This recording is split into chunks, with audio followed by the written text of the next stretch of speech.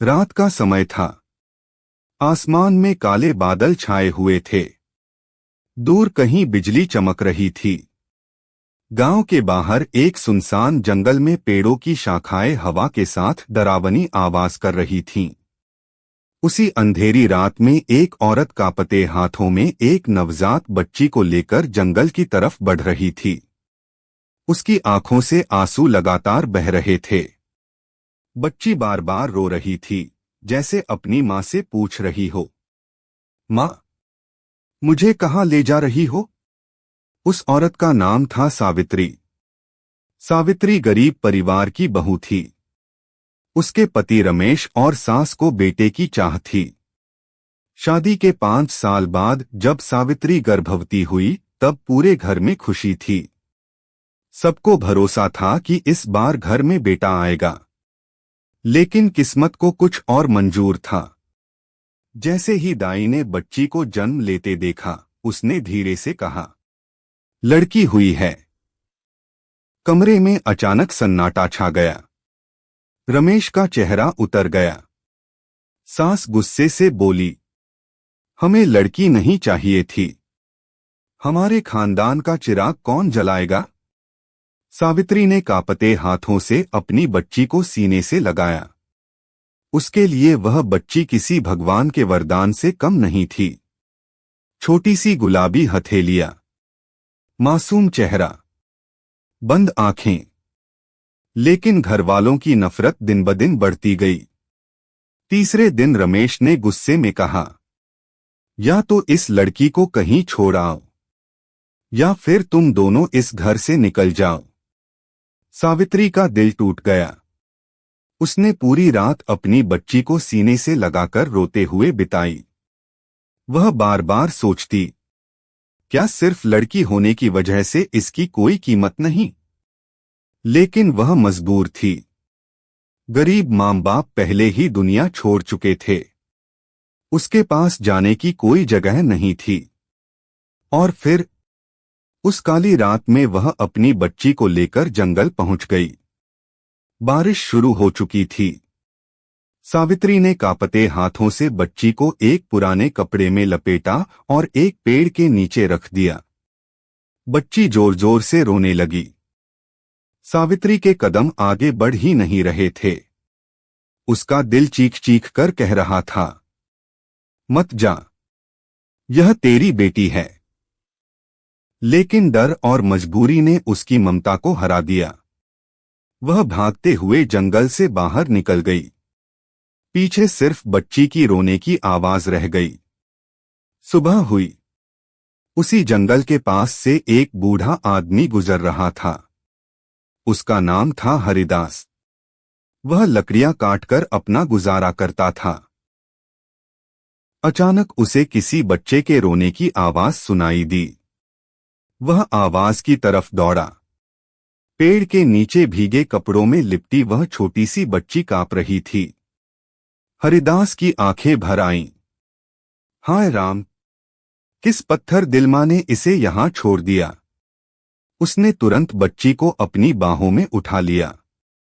हरिदास की पत्नी गौरी की कोई संतान नहीं थी। जब वह बच्ची घर पहुंची तो गौरी उसे देखते ही रो पड़ी। भगवान ने हमारी सूनी गोद भर दी। उन्होंने उस बच्ची का नाम रखा जीवनी, क्योंकि वह मौत के मुंह से जिंदगी लेकर आई थी। समय बीतता गया। जीवनी बड़ी होने लगी। वह बहुत समझदार और दयालु लड़की थी। गांव के गरीब बच्चों को पढ़ाती, बूढ़ों की मदद करती। हरिदास और गौरी ने उसे खूब प्यार दिया, लेकिन गरीबी हमेशा उनके साथ रही। एक दिन स्कूल में टीचर ने पूछा, बेटा, बड़े होकर क्या बनना चाहती हो? जीवनी मुस्कुराई, मैं डॉक्टर बनना चाहती हूं, ताकि किसी गरीब को इलाज के बिना मरना न पड़े। गांव वाले उसकी बात सुनकर हंसने लगे। अरे, गरीब लकड़हारे की बेटी डॉक्टर बनेगी? लेकिन जीवनी ने हार नहीं मानी। रात रात भर लालटेन की रोशनी में पढ़ाई करती। कई बार भूखे पेट सो जाती, पर किताबें नहीं छोड़ती। उधर सावित्री की जिंदगी भी खुश नहीं थी। कुछ साल बाद उसे फिर एक बेटी हुई। इस बार उसने साफ मना कर दिया कि वह अपनी बच्ची को कहीं नहीं छोड़ेगी। लेकिन रमेश और उसकी मां ने उसे बहुत मारा पीटा। धीरे धीरे घर में गरीबी बढ़ती गई। रमेश शराबी बन गया। सास बीमार रहने लगी। सावित्री अक्सर रातों में रोते हुए अपनी पहली बेटी को याद करती। न जाने मेरी बच्ची जिंदा भी होगी या नहीं। हर त्योहार पर उसका दिल टूट जाता। जब भी वह किसी छोटी लड़की को देखती, उसे अपनी बेटी याद आ जाती। इधर जीवनी ने मेहनत करके मेडिकल कॉलेज में प्रवेश पा लिया। पूरा गांव हैरान था। हरिदास और गौरी की आंखों में गर्व के आंसू थे। लेकिन किस्मत को अभी एक बड़ा मोड़ लाना था। एक दिन गौरी बहुत बीमार पड़ गई। जीवनी उन्हें शहर के अस्पताल लेकर गई। वहीं दूसरे वार्ड में सावित्री भी भर्ती थी। सावित्री अब बहुत कमजोर हो चुकी थी। चेहरे पर दर्द साफ दिखाई देता था। जीवनी रोज मरीजों की मदद करती। एक दिन उसने देखा कि एक बूढ़ी औरत के पास दवाई खरीदने के पैसे नहीं हैं। वह सावित्री थी। जीवनी ने बिना कुछ सोचे अपनी जेब से दवाई खरीद दी। सावित्री उसकी तरफ देखते हुए रो पड़ी। बेटी, भगवान तुम्हें खुश रखे। पता नहीं क्यों सावित्री को उस लड़की से एक अजीब अपनापन महसूस हुआ। कुछ दिनों बाद अस्पताल में भारी बारिश के कारण बिजली चली गई। अफरातफरी मच गई। उसी दौरान सावित्री की तबीयत अचानक बिगड़ गई। जीवनी पूरी रात उसकी देखभाल करती रही। सावित्री बार बार उसे देख रही थी। आखिर उसने कांपती आवाज में पूछा, बेटी, तुम्हारे मां बाप कौन हैं? जीवनी मुस्कुराई, मुझे जंगल में मिला था। हरिदास बाबा ने पाला है। सावित्री के हाथ कांपने लगे। जंगल में उसकी आंखों के सामने वह डरावनी रात घूम गई। तुम्हारी उम्र कितनी है? जब जीवनी ने अपनी जन्मतिथि बताई तो सावित्री की दुनिया हिल गई। वह जोर जोर से रोने लगी। हे भगवान, यह मेरी ही बेटी है। जीवनी कुछ समझ नहीं पाई। सावित्री उसके पैरों में गिर गई। मुझे माफ कर दो बेटी। मैंने ही तुम्हें जंगल में छोड़ा था। कमरे में सन्नाटा छा गया। जीवनी की आंखों से आंसू बहने लगे। आपने ऐसा क्यों किया मां? सावित्री फूट फूट कर रो पड़ी। मैं मजबूर थी बेटी। लेकिन उस दिन के बाद मैं हर पल मरी हूं। हर रात तड़पी हूं। जीवनी के दिल में तूफान चल रहा था।